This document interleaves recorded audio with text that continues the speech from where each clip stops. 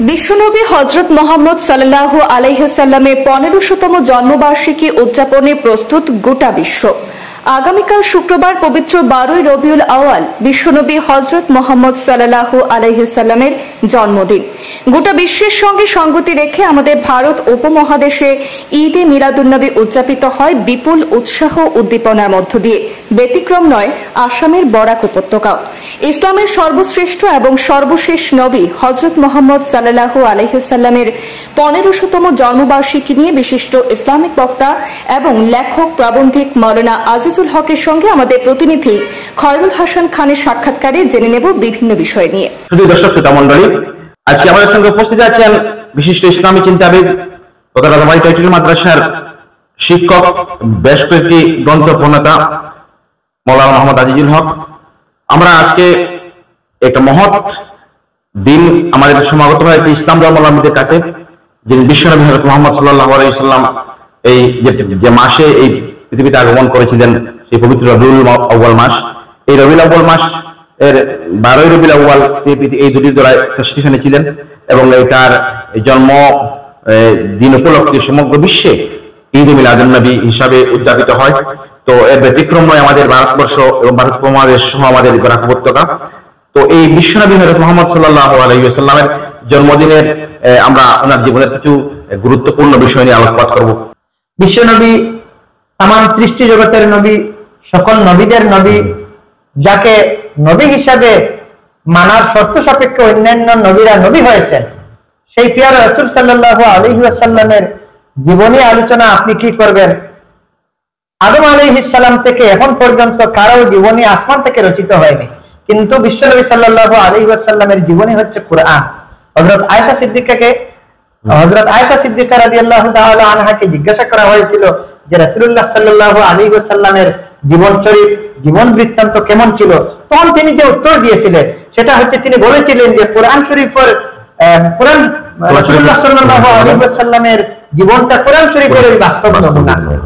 সুতরাং রাসূলুল্লাহ সাল্লাল্লাহু আলাইহি ওয়াসাল্লামের জীবন বৃত্তান্ত কোরআন শরীফ, এবং যেটা আসমান থেকে অবতীর্ণ হয়েছে, যেটা জিবরিল আমিন ওহীর মাধ্যমে 23 বছরে অবতীর্ণ করেছেন। সুতরাং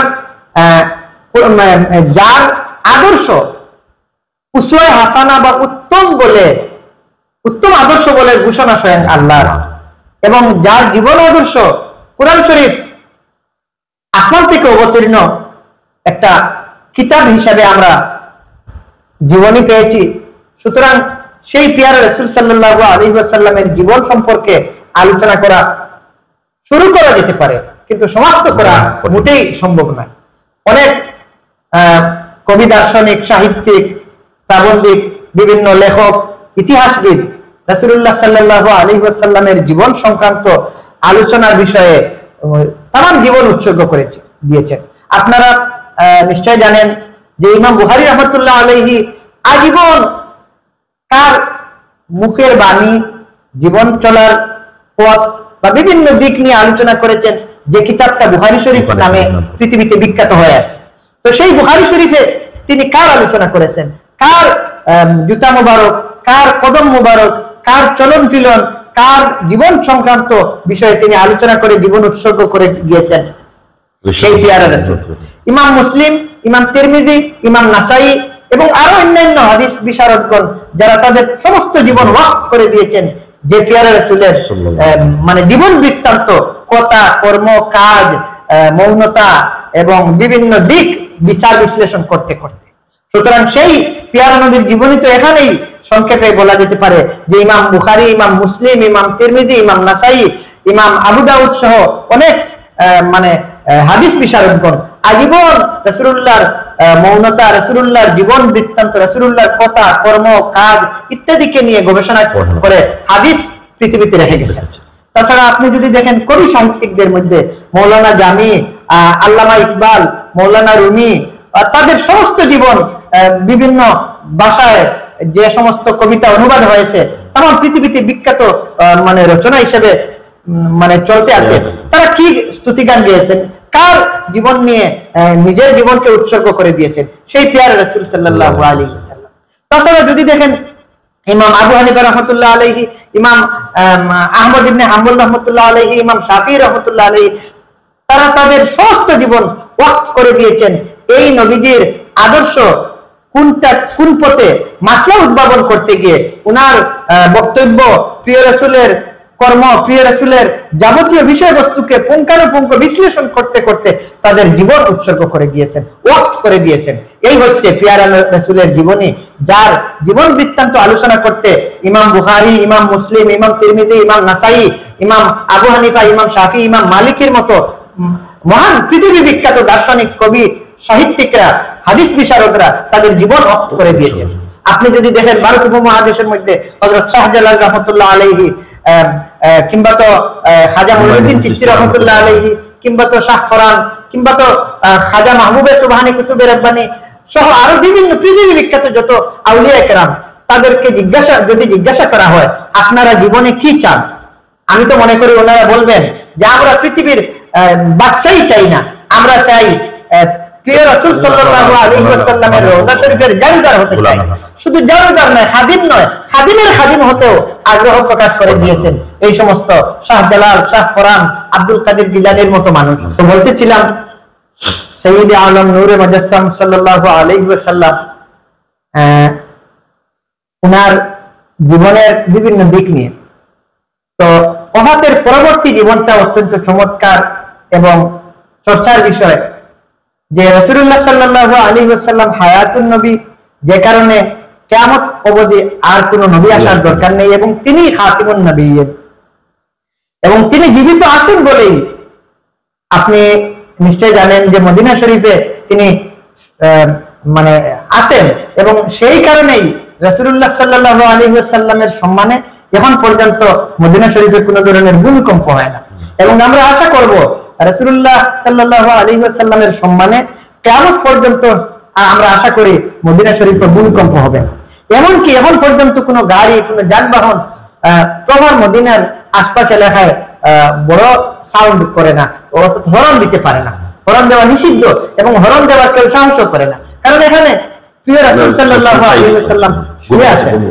তাছাড়া আরেকটি বিষয় আপনি লক্ষ্য করবেন, আমরা মসজিদে নামাজ পড়ি, মসজিদের ডান দিকে সওয়াব বেশি, মসজিদের ইমামের ডান দিকে সওয়াব বেশি, কিন্তু মদিনা শরীফের মসজিদে নববীতে বাম দিকে সওয়াব বেশি, কারণ বাম দিকেই প্রিয় রাসূল সাল্লাল্লাহু আলাইহি ওয়াসাল্লাম শুয়ে আছেন। তো এই হচ্ছে প্রিয় রাসূলের জীবনের বিভিন্ন দিক।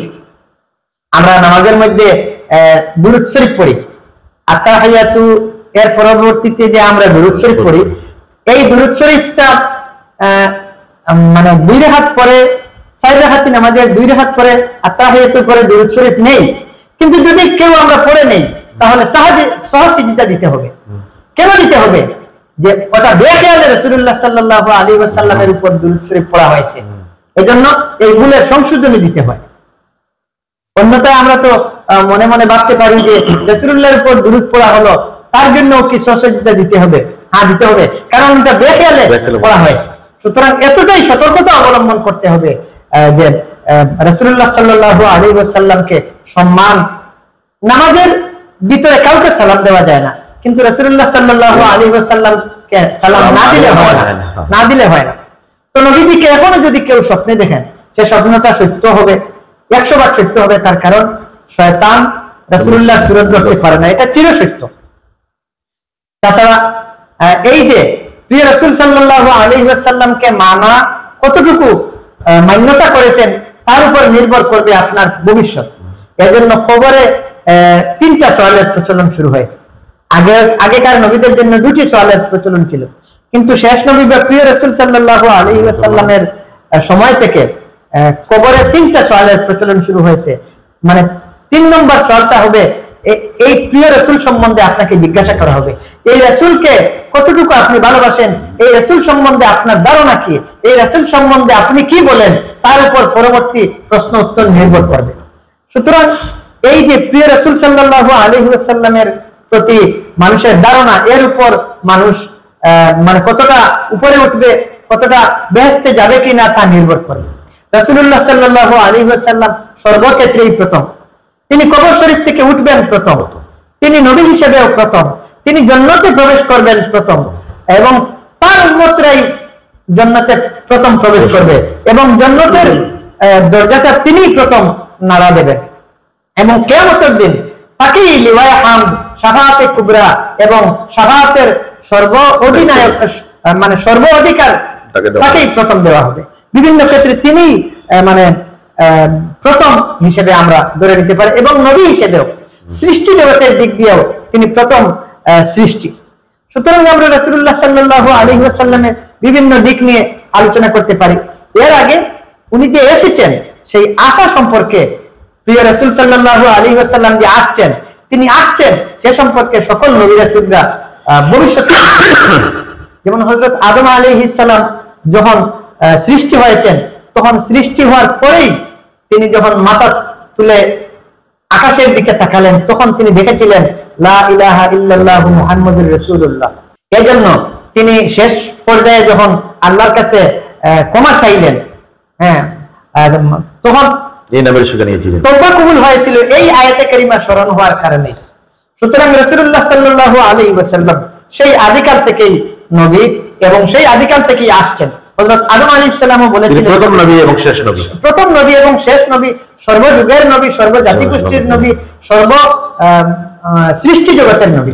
আলোচনা করতেছিলাম যে প্রিয় রাসূল সাল্লাল্লাহু আলাইহি ওয়াসাল্লাম যে আসছেন সে কথাটা যুগে যুগে মানে প্রচারিত হয়েছে।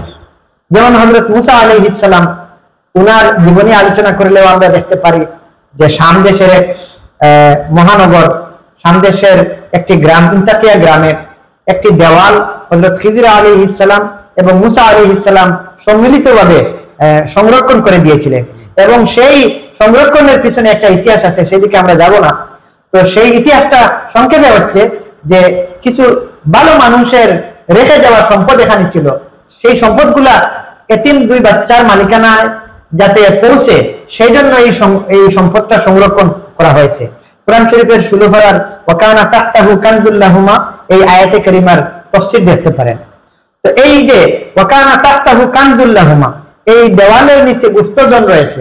এই গুপ্তধন বলতে কি, এর ব্যাখ্যা বিশ্লেষণে মুফাসসিরিনে কেরামরা লিখেছেন যে এখানে 7টা বাক্য লেখা ছিল আর অনেক সম্পদ ছিল। তো 7টা বাক্যের সর্বশেষ বাক্যটা ছিল লা ইলাহা ইল্লাল্লাহু মুহাম্মাদুর রাসূলুল্লাহ। তো আমরা দেখতে পাই যে মুসা আলাইহিস সালামের সময়েও সেই মুহাম্মাদুর রাসূলুল্লাহ সাল্লাল্লাহু আলাইহি সাল্লামের নামের চর্চা হয়েছে, সংরক্ষণ হয়েছে, হেফাজত হয়েছে এবং এজন্যই হযরত মুসা আর খিজিরের এই ঐতিহাসিক ঘটনা সংঘটিত হয়েছে। এর পরবর্তীতে হযরত সুলাইমান আলাইহিস সালাম এর সময়েও আমরা দেখতে পারি যে হযরত সুলাইমান আলাইহিস সালামের যে বাদশাহী করেছেন, উনি যে সারা পৃথিবী শাসন করেছেন, একজন নবী হিসেবে, একজন পয়গম্বর হিসেবে উনি শাসন করেছেন, একটি আংটি ব্যবহার করতেন। প্রশাসক হিসেবে, বাদশাহ হিসেবে, সম্রাট হিসেবে তিনি একটি আংটি ব্যবহার করতেন। ইতিহাসবিদরা লিখেছেন যে ওই আংটিটা আকাশ থেকে তাকে দেওয়া হয়েছে, আসমান থেকে তাকে দেওয়া হয়েছে এবং এই আংটির মধ্যে লেখা ছিল লা ইলাহা ইল্লাল্লাহু মুহাম্মাদুর রাসূলুল্লাহ। সুতরাং আমরা ধরে নিতে পারি যে হযরত সুলাইমান আলাইহিস সালামের সময়েও এই নামের একটা বিশাল চর্চা হয়েছে, মানে বিশাল একটা অনুভূতি এর মধ্যে কাজ করেছে। এর পরবর্তীতে আপনি দেখেন বিশ্বনবী যে আসছেন, যত সময় গনিয়ে আসছে ততটা পৃথিবীর কাজকর্ম তৎপর হয়েছে। যেমন প্রিয় রাসূল আসছেন, এজন্যই হযরত ইব্রাহিম আলাইহিস সালামকে আল্লাহ তাবারাকা ওয়া তাআলা পৃথিবীতে পাঠিয়ে দিলেন।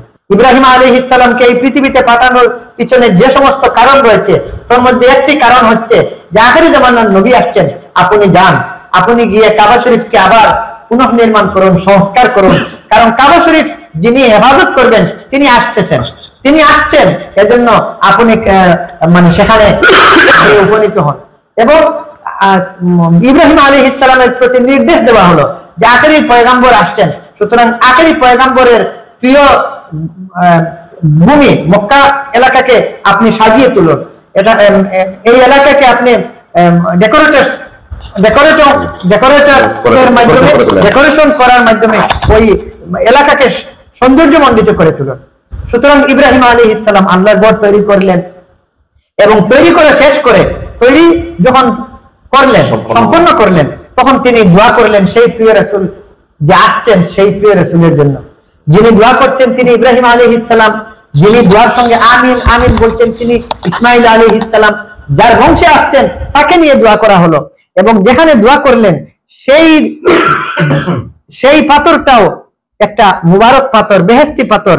এই পাথরে সেই সময়ে যে দোয়া করেছিলেন সেই সময়ের চিত্রটা এখনো পরিলক্ষিত হয়। এর মানে সেই সময়ে যে দোয়া করেছিলেন সেই দোয়ার সময় পাথরটা নরম হয়ে মোমের মতো গলে ইব্রাহিম নবীর 2টা কদমের চিহ্ন অঙ্কিত হয়ে গিয়েছিল।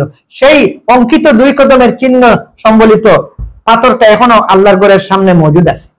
এবং এই পাথরে উঠে দোয়া করেছিলেন বলেই এই পাথরটাও কিবলার মর্যাদা পেয়েছে।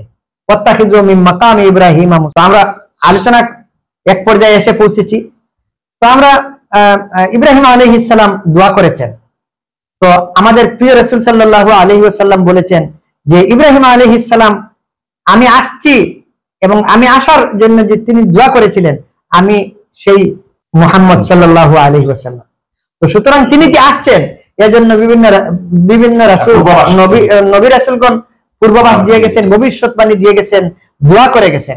সবচেয়ে সর্বশেষ মেসেঞ্জার অফ আল্লাহ যিনি প্রিয় রাসূল, প্রিয় নবী হযরত ঈসা আলাইহিস সালাম, তিনি সর্বশেষে ভবিষ্যৎবাণী করে গিয়েছেন যে আমার পরে একজন নবী আসছে।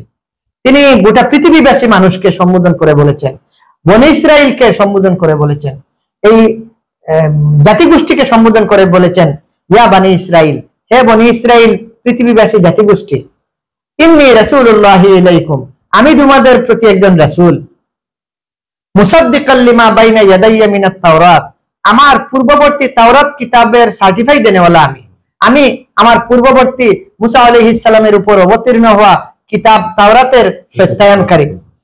এই 2টা কথা বলার পর প্রথমে তিনি বলেছেন আমি তোমাদের প্রতি রাসূল, দ্বিতীয়ত তিনি বলেছেন আমি পূর্ববর্তী কিতাবের জাস্টিফাই করনেওয়ালা। এর ঠিক পরেই তিনি বলেছেন ওয়া মুবাশশিরান, আর আমি একটা সুসংবাদ দিচ্ছি। লক্ষণীয় বিষয় হচ্ছে এখানে মুখবিরান শব্দ আসে নাই, আমি জাস্ট একটা খবর দিয়ে যাচ্ছি এমন কথা তিনি বলেননি। তিনি বলেছেন আমি একটা সুসংবাদ দিয়ে যাচ্ছি, ওয়া মুবাশশিরান, আর আমি একটা বশারত বা সুসংবাদ আপনাদেরকে দিতে চাচ্ছি। কি সুসংবাদ?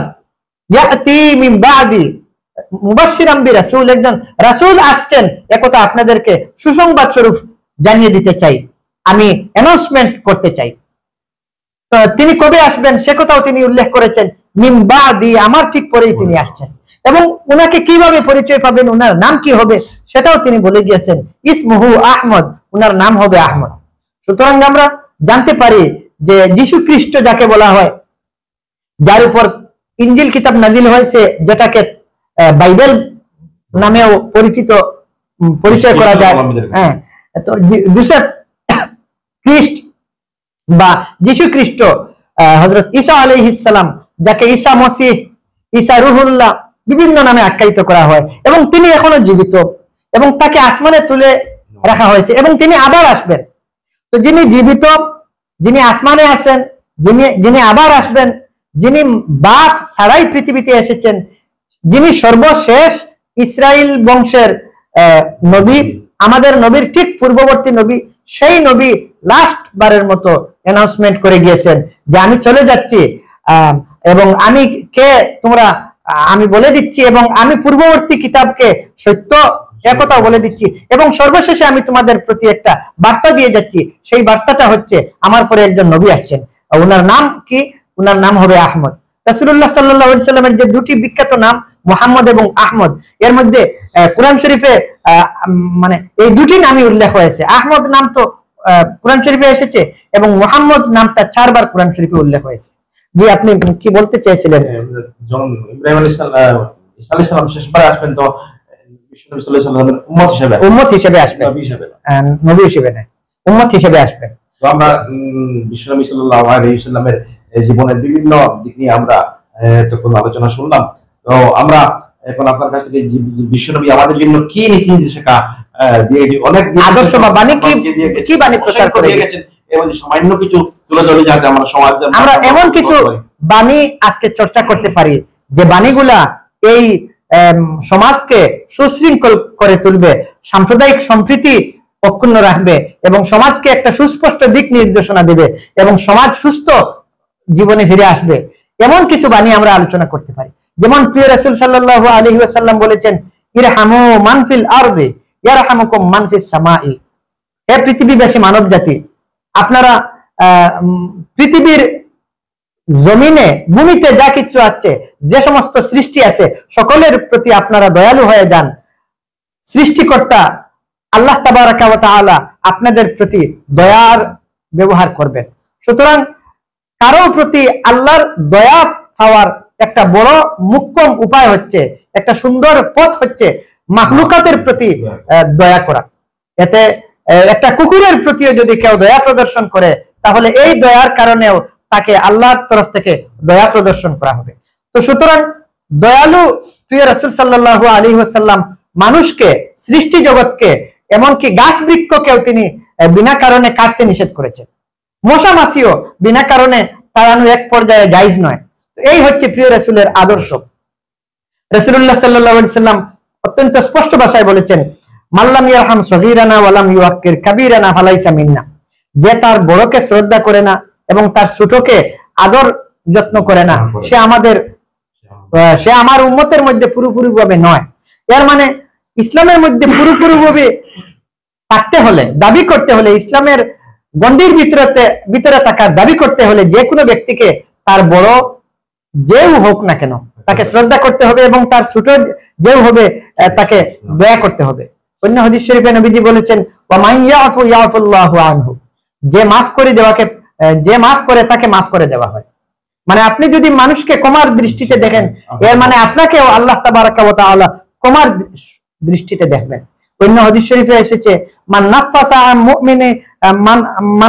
আন মুমিনিন কুরবাতাম মিন কুরাবিদ দুনিয়া নাফাসাল্লাহু আনহু কুরবাতাম মিন কুরাবি ইয়াউমিল কিয়ামা। দুনিয়ার কোন কষ্ট, দুনিয়ার কোন অসুবিধাকে যে কেউ দূর করে দিবে, তার কষ্ট অসুবিধাকে আল্লাহ তাবারাকা ওয়া তাআলা দুনিয়া এবং আখিরাতে দূর করে দেবে। এই হচ্ছে প্রিয় রাসূলের আদর্শ। অন্য হাদিস শরীফে এসেছে, মান ইয়াসসারা আলা মুসিরিন ইয়াসসারাল্লাহু তাআলা ফিদ দুনিয়া ওয়াল আখিরা। কোন ব্যক্তির কোন বিপদ, কোন অসুবিধা, কোন কষ্টকে যারা সহজ করে দিবে, কোন মানে অসুবিধাকে যারা সুবিধা করে দিবে, কষ্টকে যারা সহজ করে দিবে, এদের দুনিয়া এবং আখিরাতের কষ্টকে আল্লাহ তাবারাকা ওয়া তাআলা সহজ করে দিবেন। এই হচ্ছে প্রিয় রাসূলের বাণী। অন্য হাদিস শরীফে নবীজি বলেছেন, খায়রুল আসহাবি ইনদাল্লাহি খায়রুহুম লিজারিহি ওয়া খায়রুল জিরানি ইনদাল্লাহি খায়রুহুম লিজারিহি। খায়রুল আসহাবি ইনদাল্লাহি খায়রুহুম লিসাহিবিহি। ওই ব্যক্তি উত্তম যে তার বন্ধু বান্ধব সঙ্গী সাথীদের মধ্যে উত্তম। আবার বলেছেন, ওই ব্যক্তি উত্তম যে তার প্রতিবেশীর মধ্যে উত্তম। এর মানে প্রতিবেশীর মধ্যে, আপনার সঙ্গী সাথী বন্ধু বান্ধবের মধ্যে যদি আপনি উত্তম ব্যক্তি হিসেবে পরিগণিত হতে না পারেন, তাহলে আপনি মানে ইসলামের দৃষ্টিতে সত্যিকার অর্থে উত্তম বলে গণ্য হবেন না। সুতরাং এই যে আদর্শ, এই যে বাণীগুলা, এই বাণীগুলার চর্চা যত বেশি হবে, এই বাণীগুলা যত প্রতিফলিত হবে, বাস্তবায়িত হবে, ইসলামের আদর্শ সম্পর্কে ততটাই সমাজে সঠিক বার্তা যাবে এবং আমরা মনে করি এতে সুস্থ সমাজ গড়ে উঠবে, সাম্প্রদায়িক সম্প্রীতি গড়ে উঠবে। আর সাম্প্রদায়িক সম্প্রীতির ক্ষেত্রে ইসলাম এবং বিশ্ব নবী সাল্লাল্লাহু আলাইহি ওয়াসাল্লাম যে বাণী প্রদান করে গেছেন, তা পৃথিবীর ইতিহাসে অত্যন্ত চমকপ্রদ। যেমন আপনি শুনলে খুশি হবেন যে প্রিয় রাসূল সাল্লাল্লাহু আলাইহি ওয়াসাল্লাম একদিন মদিনা শরীফে বসে আছেন। ইত্য বছরে সামনে দিয়ে একটি ডেড বডি নিয়ে যাওয়া হচ্ছে। তো রাসূলুল্লাহ সাল্লাল্লাহু আলাইহি ওয়াসাল্লাম এই মৃতদেহের সম্মানার্থে, এই ডেড বডির সম্মান করতে গিয়ে দাঁড়িয়ে গেলেন। তাকে আশপাশ সাহাবীরা জিজ্ঞেস করলেন, বলতে লাগলেন যে ইয়া রাসূলুল্লাহ, ওই ডেড বডিটা মুসলমান নয়, একজন অমুসলমান ব্যক্তির ডেড বডি নিয়ে যাওয়া হচ্ছে। তখন রাসূলুল্লাহ সাল্লাল্লাহু আলাইহি ওয়াসাল্লাম কি বলেছিলেন? তিনি বলেছিলেন, হোক না অমুসলমান কোন ব্যক্তির ডেড বডি, কিন্তু এরপরও তো সে মানুষ। এই হচ্ছে মানুষের প্রতি, মানবতার প্রতি প্রিয় রাসূলের আদর্শ এবং নির্দেশ, এবং বাস্তবে মানুষের প্রতি সম্মান দেখানোর একটা প্রকৃষ্ট নমুনা আমরা জানতে পারি। তাছাড়া প্রিয় রাসূল সাল্লাল্লাহু আলাইহি ওয়াসাল্লামের জীবনে আরো অনেক ঘটনা ঘটেছে যার দ্বারা সাম্প্রদায়িক সম্প্রীতি অক্ষুণ্ণ থাকে। এবং মব লিঞ্চিংয়ের যে ঘটনা বর্তমান পৃথিবীতে এমন ভাবে চলা হয়েছে, আমরা তো অনেকেই আমাকে বলেছেন, আমি নিজেও মোবাইল দেখা বন্ধ করার উপক্রম, যে মোবাইলের মাধ্যমে এতটাই মব লিঞ্চিং আসবে, মব লিঞ্চিংয়ের ঘটনা ঘটবে, সম্মিলিত হামলায় মানুষকে এতটাই মানে নির্মমভাবে হত্যা করার দৃশ্য, ভিডিও ফুটেজ আসবে, সেটা আমরা সুস্থ সমাজ কখনো আশা করতে পারেন না। তো এই সম্পর্কে প্রিয় রাসূল সাল্লাল্লাহু আলাইহি ওয়াসাল্লাম মদিনা শরীফে ছিলেন মসজিদে নববী, পৃথিবী বিখ্যাত দ্বিতীয় বৃহত্তম পবিত্রতম মসজিদ। মসজিদে নববী রাসূল সাল্লাল্লাহু আলাইহি ওয়াসাল্লামের জীবদ্দশায় এক গ্রাম্য ব্যক্তি আসলেন এবং মসজিদের একটি পাশে গিয়ে হঠাৎ করে প্রস্রাব করতে আরম্ভ করলেন। উপস্থিত যারা ছিলেন সবাই ওকে ধরার জন্য উদ্যত হলেন। তখন স্বাভাবিকভাবেই ওকে মারধর করার একটা পরিবেশ তৈরি হওয়ার কথা, কিন্তু না, প্রিয় রাসূল সাল্লাল্লাহু আলাইহি ওয়াসাল্লাম ওই বিষয়টায় হস্তক্ষেপ করলেন এবং বললেন, না, ওকে প্রস্রাব করতে দাও, আপনারা কেউ বাধা দিবেন না।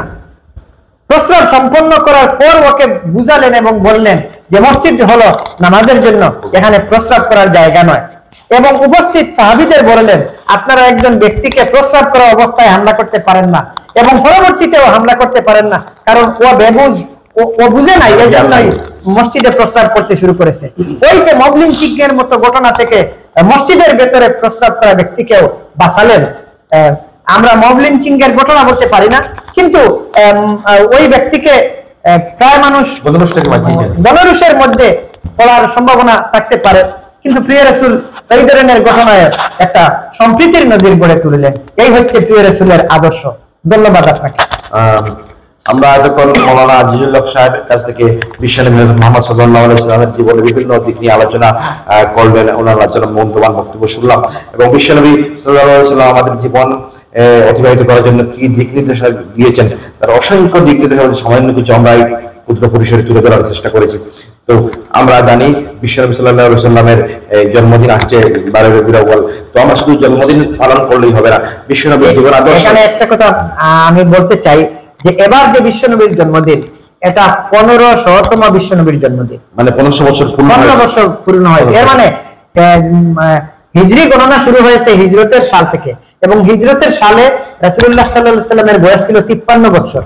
সেই 53 বছর থেকে হিজরি গণনা শুরু হয়ে এই বছর 2025 সালে 1447 হিজরি, আর জন্ম থেকে 53 বছর যোগ করলে 1447 প্লাস 53, এর মানে 1500তম জন্মবার্ষিকী। এবার এটা আরো 100 বছর পরে যারা জীবিত হবেন, যারা জীবিত থাকবেন বা আসবেন, তারা 1600তম জন্মবার্ষিকী পাবেন। আমরা সৌভাগ্য যে 1500তম জন্মবার্ষিকী এবার পালন করতে যাচ্ছি পৃথিবীবাসী মানুষ। বিশ্বনবীর জীবন জন্মদিবস উদযাপন খুশির মুমিন এবং মুসলমানদের কাছে আর কিছু হতে পারে না। তো আমরা আবেদন রাখবো যে বিশ্বনবীর জীবন আদর্শ বাস্তবায়নের মাধ্যমে দিয়ে আমাদের জীবনকে সঠিক ভাবে আমরা তুলে ধরতে পারি, যাতে আমরা আগেকার যখন সাহাবায়ে কেরাম বিশ্বনবী মুহাম্মদ সাল্লাল্লাহু আলাইহি ওয়াসাল্লামকে যখন আরবের অমুসলমানরা নবী হিসেবে মানছেন না, কিন্তু ওনাকে আলাম হিসেবে, সত্যবাদী হিসেবে স্বীকৃতি দিয়েছেন। কিন্তু আজকে আমাদের সামাজিক পরিস্থিতি, আমরা যারা মুসলমান মুখ দাবি করি, কিন্তু আমাদের সামাজিক পরিস্থিতি এত অধঃপতন কেন হয়েছে? আমরা বিশ্বনবীর নীতি আদর্শ থেকে আমরা অনেক দূরে সরে গেছি। তো আজকে এই পবিত্র দিনে, পবিত্র ক্ষণ মুহূর্তে আমরা সংকল্পবদ্ধ হব বিশ্বনবীর জন্মদিবস দিনে আমরা প্রতিজ্ঞাবদ্ধ হব, আমরা শপথ নেব যে বিশ্বনবীর আমাদের জীবনের জন্য যেসব আদর্শ, নীতি আদর্শ রেখে গেছেন, তাদের সঠিকভাবে আমরা জীবনে বাস্তবায়িত করে একজন প্রকৃত মুমিন মুসলমান হিসেবে নিজের জীবন অতিবাহিত করি। তো আপনারা আমাদের এই অনুষ্ঠানে মাওলানা আজিজুল হক সাহেব এখানে উপস্থিত হয়ে আমাদেরকে এই মূল্যবান পরামর্শ এবং বিশ্বনবীর জীবন নিয়ে যে আলোচনা করলেন, তো আমাদের তরফ থেকে ওনাকে আন্তরিক ধন্যবাদ জানিয়ে আজকের এই অনুষ্ঠান এখানে সমাপ্ত করছি। সাম্প্রদায়িক সম্প্রীতি স্থাপনে এবং সমাজকে সুস্থভাবে গড়ে তুলতে এবং সমাজকে একটা সঠিক দিশা দিতে, বিশ্বনবীর সমাজে শান্তি প্রতিষ্ঠা করতে, বিশ্বনবীর আদর্শ প্রচার করতে আমাদের এই অনুষ্ঠান যেন সার্থক হয়ে ওঠে, এই আশা পোষণ করে সবাইকে ধন্যবাদ জানাচ্ছি। ধন্যবাদ।